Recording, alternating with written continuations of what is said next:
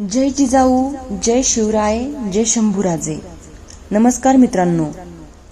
मागील भागात आपण बघितले राजे प्रतापगडावर आले. तेथे कान्होजी जेधे बहुतेक देशमुखांना आपल्याकडे वळवून घेऊन आले होते. त्यांनी प्रतिज्ञा केली.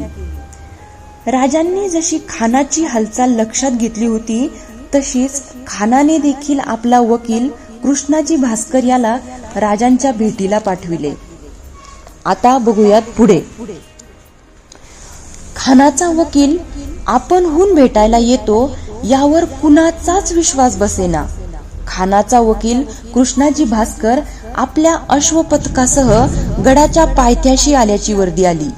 राजांनी जेधे, पानसंबळ, पंताजी गोपीनाथ, अण्णाजी पंत यांना वकिलाला सामोरे जाऊन मानाने गडावर घेऊन यायला पाठविले. साऱ्यांचे लक्ष आता वकिलाकडे लागले होते. गडाच्या दरवाजाशी पंताजी गोपीनाथ हे कृष्णाजी भास्करांना सामोरे आले.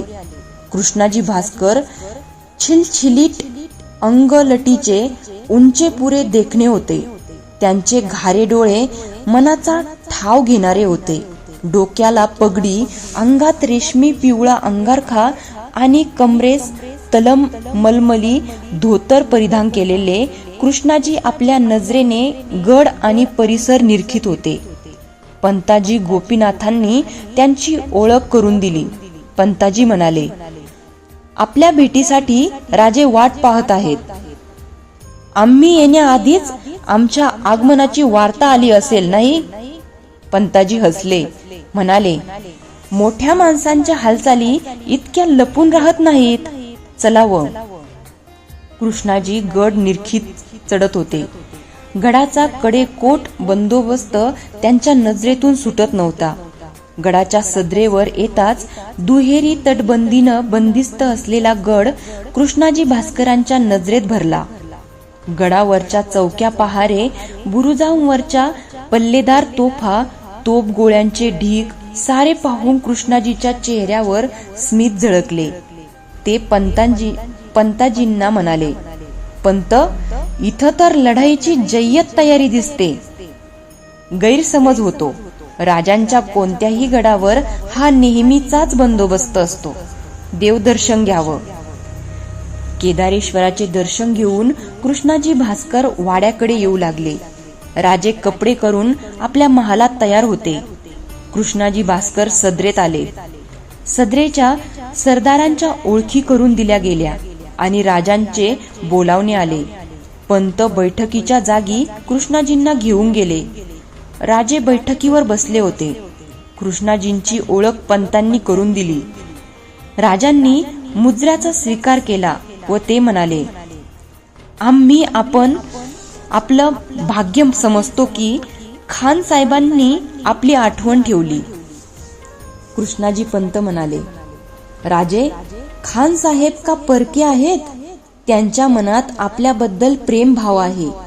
तसं नसतं तर एवढ्या बलशाली खानांनी आपल्याकडे मला पाठवलं नसतं. खान साहेबांना आमचे धन्यवाद द्या. जसे महाराज साहेब तसे खान आपणास वडील आहेत. त्यांची भेट झाली तर जरूर घेऊ. कृष्णाजी भास्करांनी खानाचे पत्र पुढे केले. राजांनी पंतांची गोपीनाथांच्याकडे पाहिले. पंतांजींनी पत्र घेतले, उघडले. पंताजी वाचू लागले. तुमचा उद्धटपणा शहाच्या मनास झोंबत आहे. निजामशाही बुडाल्यानंतर स्वतः हस्तगत केलेल्या मुलूक आदिलशहाने मोगलांना तहात दिला होता. तो डोंगरी किल्ल्यांनी भरलेला मुलूक तुम्ही काबीज केल्यामुळे तेथील राजा जळफळत आहे. चंद्ररावाचे विस्तीर्ण राज्य तुम्ही हरण केले आहे. कल्याण भिवंडी घेऊन तुम्ही अल्लाह परवरदिगाराच्या मशिदी जमीनदोस्त केल्या आहेत. काजी व मुल्ला यांना कैद केलेले आहेत. त्यासाठी राजा, माझ्या आज्ञेप्रमाणे तू संधी कर आणि सर्व किल्ले व मुलूक देऊन टाक. सिंहगड, लोहगड, पुरंदर, चाकण, नीरा व भीमा यातील प्रदेश सोडून दे. एकंदरीत आमची धडगत दिसत नाही. राजे म्हणाले. कृष्णाजी भास्कर म्हणाला, राजे, माझा सल्ला विचाराल तर खान म्हणतात त्याप्रमाणे सल्ला करावा.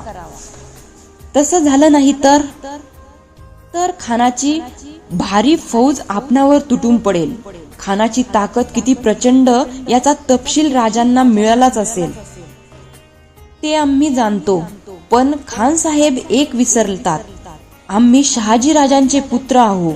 आमचे एक बंधू अपघाती मृत्यू पावले. विजापूरच्या फर्जंद शहाजी राजांना दुसरा मुलगा गेलेला परवडायचा नाही. कृष्णाजी भास्कर चकित झाले. हा अनोखा वार होता. आपला पवित्रा बदलीत कृष्णाजी म्हणाले, पण एवढ्या दूरवर गोष्टी न्यायची जरूरच काय? आपण वाईला आलात, खुल्लम खुल्ला गोष्टी झाल्या तर सारे गैरसमज दूर होऊन जातील. कृष्णाजी, गैरसमज आमचे नाहीत. कल्याणला मशिदी पाडल्या हे खरं की खोटं हे खानांनी मनात आणलं तर कळायला फारसा वेळ लागणार नाही. स्वतःच्या आचरणावर खान अंदाज बांधतात म्हणून अशी गफलत होते. बारीक सारीक गोष्टी मनात न आणल्या तरच यातून काहीतरी चांगलं निघेल. आमच्या मनात काही नाही. आम्ही मन मोकळेपणानं विचार करू. आपण राहावं, आमचं उत्तर घेऊन जावं अशी आमची इच्छा आहे. जशी आज्ञा, कृष्णाजी भास्कर म्हणाले. राजांनी कृष्णाजींना मानवस्त्र देऊन त्यांना निरोप दिला.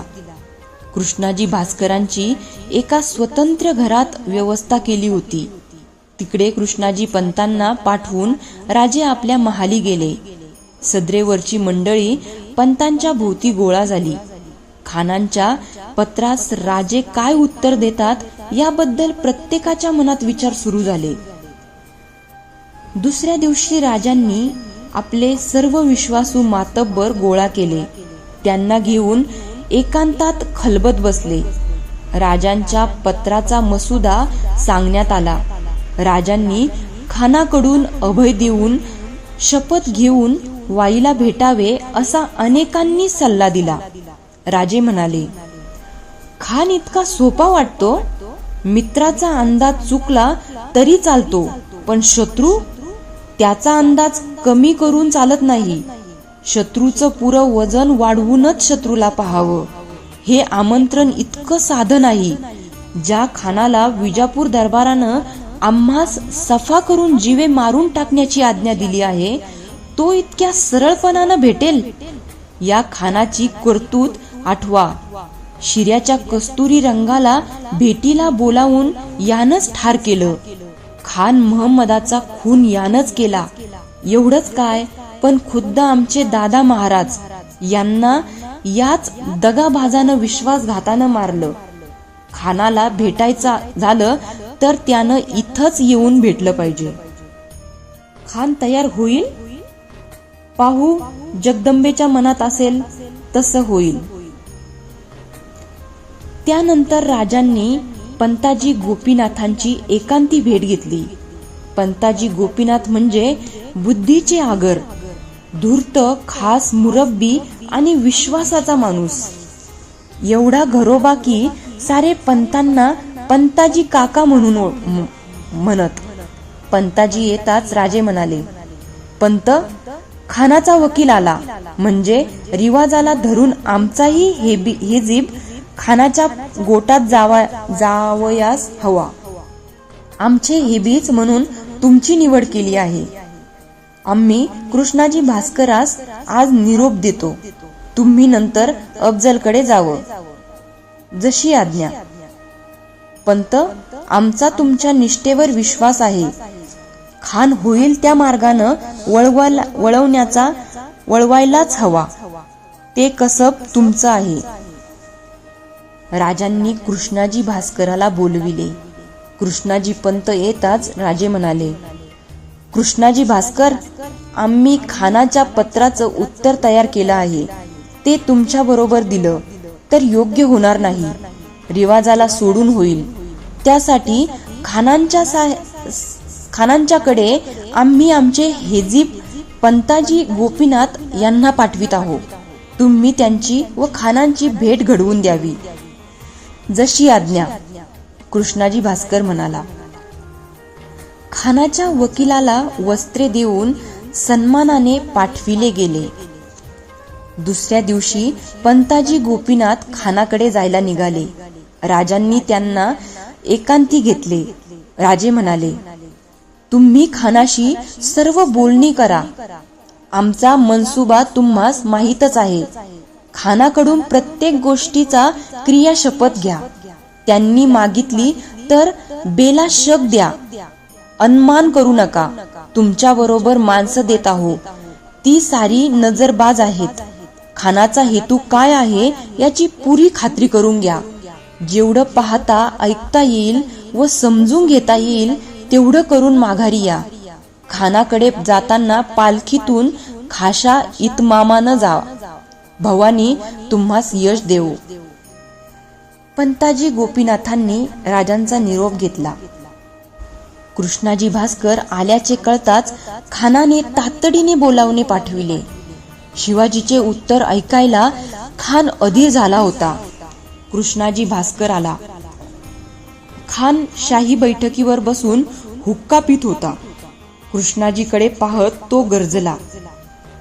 कहो कृष्णाजी, कुछ हाले मुलाकात बयान करो. आपलं पत्र शिवाजीला दिलं. पत्रामुळं शिवाजी पुष्कळ नाराज दिसला. खान खुशीने हसला. आपली ताकद शिवाजीला पुरी माहीत आहे. मग यायला तयार झाला? नाही, शिवाजी इथं यायला भीतो. मी सांगितलं की खान साहेबांचा राग भारी असतो. खान साहेब चालून आले तर ते परवडायचं नाही. फिर शिवाजी म्हणाला की खानानं सांगा फर्जंद शहाजी राजांना पण दुसरा मुलगा गेल्याचं आवडणार नाही. अफजल खानाच्या हातातली हुक्काची नळी सुटली. ती खानाने उचलली आणि तो मोठ्याने हसला. म्हणाला, दुश्मन हुशियार तेज मालूम होता है. कृष्णाजीने शिवाजीचा गड मुलूक सारी माहिती खानाला दिली. राजांचा वकील येत असल्याचे सांगितले. खान विचार करीत होता. शिवाजीचा अंदाज लागला नव्हता. कुठेतरी पाणी वाढत होते. दुसऱ्या दिवशी पंताजी गोपीनाथ खानाच्या छावणीत आले. कृष्णाजी पंत त्यांना सामोरे गेले. गोपीनाथ पंत खानाच्या गोटाकडे जात होते. मागे पुढे स्वार जात होते. मध्ये पांढऱ्या कपड्यांच्या भोयांनी पंताची पालखी तोलली होती. दांडीच्या गोंड्यांना धरून गोपीनाथ पंत छावणीवर नजर टाकीत होते. पालखी सुशोभित होती. पुढच्या दांडीला लावलेले चांदीच्या व्याघ्रमुखाचे डोळे मानकांचे होते. भगव्या रेशमी वस्त्रांनी पालखीच्या रेशमी दांड्या झाकल्या होत्या. खान गोपीनाथांची वाटच पाहत होता. गोपीनाथांनी खानाला मुजरा केला. कृष्णाजी पंतांनी राजांच्या वकिलाची ओळख करून दिली. खासगी भेटीची विनंती केली. खानाने साऱ्यांना दूर केले. गोपीनाथ पंत खानाला म्हणाले, आपल्या पत्रानं राजांना धन्यता वाटली. राजांनी आपल्याला उत्तर पाठविलं आहे. वाचा. पंताजी गोपीनाथ वाचू लागले. आपली आज्ञा शिरसा मान्य. आपण कृपावंत म्हणूनच माझ्या गुन्ह्यांना माफी करून धजलात. आपण मागता आहात ते सारे किल्ले व जावळी मी द्यायला तयार आहे. ज्यांच्या पुढे नजर वर करून पाहणे कठीण अशा आपणासमोर मी केव्हाही कट्यार ठेवण्यास तयार आहे. खानाच्या खुशीला हद्द उरली नाही. वरून हर्ष न दर्शविता खान म्हणाला, मग राजे केव्हा येतात? माफी असावी हुजूर, पण राजे इथं यायला डर घेतात. आपल्या स्नेहाचं सेवेचं प्रतीक म्हणून राजांनी भेट पाठविली आहे. आज्ञा होईल तर? जरूर. पंताजी गोपीनाथांनी टाही वाजविली. हुजरे आत आले आणि तबक ठेवून माघारी गेले. पंताजी गोपीनाथांनी तबकावरचे आच्छादन काढले. सुवर्ण तबकात रत्नजडित म्यानात बंदिस्त असलेली सुवर्ण मुठीची नाजूक कट्यार होती आणि मखमलीच्या निळ्या छोट्या गिर्दीवर मोत्यांचा कंठा होता. भान विसरून खानाने दोन्ही वस्तू उचलल्या. गोपीनाथ पंत म्हणाले, गुस्ताखी माफ हो हुजूर, पण विजापूर दरबाराच्या कट्यारीपेक्षा ही कट्यार नामी आहे. मतलब आपल्यापाशी जवाहिरे आहेत, ते कट्यारीची कदाचित किंमत करू शकतील, पण कंठ्याची किंमत करणं अशक्य. खान कंठा पाहत होता. एक एक मोती बोरा एवढा होता. खान पुटपुटला, शिवाजी पाशी अशी दौलत आहे? हुजूर, आपल्या मेहरबानीची थोरवी काय सांगावी. हा तर एक बुंद आहे. पण एवढा भारी तोफा द्यायचं कारण? आपण फर्जंद शहाजी राजांचे दोस्त, म्हणजे वडिला समान. आपला आशीर्वाद राजांना लाभला तर राजे आपल्यासारख्या बुजुर्ग माणसावरून दौलत निछावर करायला मागे पाहत नाहीत. याचं आपणास प्रत्यंतर येईल. खानाचा डावा हात दाढीकडे गेला होता. डोळे हातातल्या कंठ्यावर खिळले होते. पंताजी गोपीनाथ सांगत होते, राजे कसदिल आहेत, वाईला यायला घाबरतात. आपण कौल द्यावा, राजे निर्भय होऊन जावळीस येतील.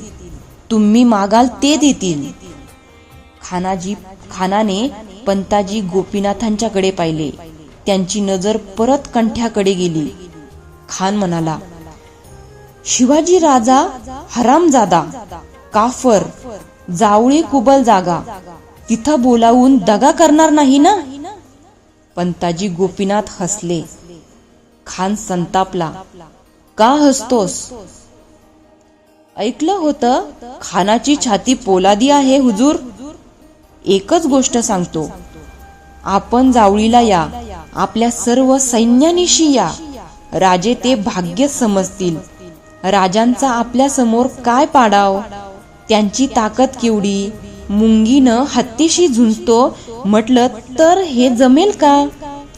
आपण राजांना आदिलशाही अवकृपेतून सोडवून घेतलं तर राजे तृप्त होतील. करोडो होनांची बरसात करतील. करोडो होन राजांना लढणं कठीण, ते कठीण नाही. तुमच्या बाबतीत तर मुळीच नाही.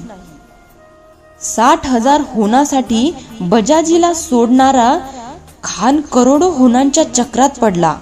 त्याच्या मनाचा गोंधळ वाढत होता. तो ओरडला, लेकिन तुम बम्मन हो, गवाह बनकर यकीन दिला सकते हो. हम राजा की मुलाकात जरूर करेंगे. पंताजी गोपीनाथांनी शपथ घेतली. खानाला करोडो रुपयांची संपदा दिसत होती. खानाला विचार करायला उसंत हवी होती.